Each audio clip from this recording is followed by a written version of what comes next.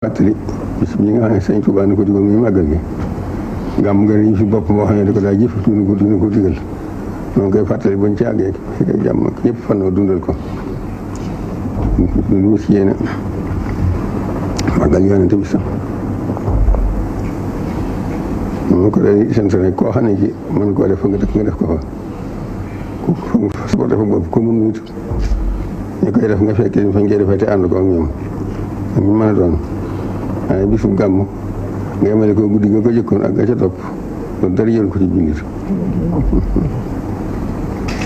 ñu sant yàlla bu baax a baax na ci ko sant ci doole di ko ñaan ci ñu ñuy digal di ko laaj ci xéwal ñoom ñu ñaan ñu ngëneelam li bismillah min fadlihi wa taxaw min fadlillah ñu ngi jéggu nag bu baax a baax ñaan ñu yàlla jéggal ñu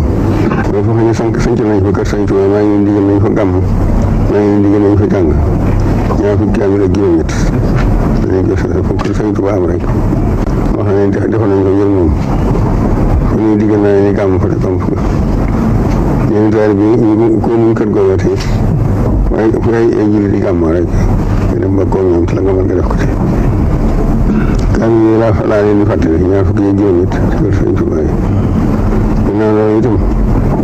fàttali ko yàlla sunu borom waatu ko ñu ko li si musu dafa ant fihum anfusahum loolu bu mu dal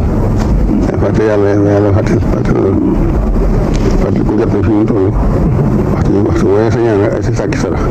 te ñu maase ci tuub barke ifalil yàlla wa ma taqaddama اللهم اغفر لنا ما قدمنا وما أخرنا وما أسررنا وما أعلنا وما أعطانا منا ربنا آتنا في الدنيا حسنة وفي الآخرة حسنة وقنا عذاب النار أعوذ بك من فتنة المحيا والممات ومن فتنة القبر ومن فتنة المسيح الدجال ومن أصحاب النار وسوء المسيح السلام عليكم السلام علينا وعلى عباد الله الصالحين.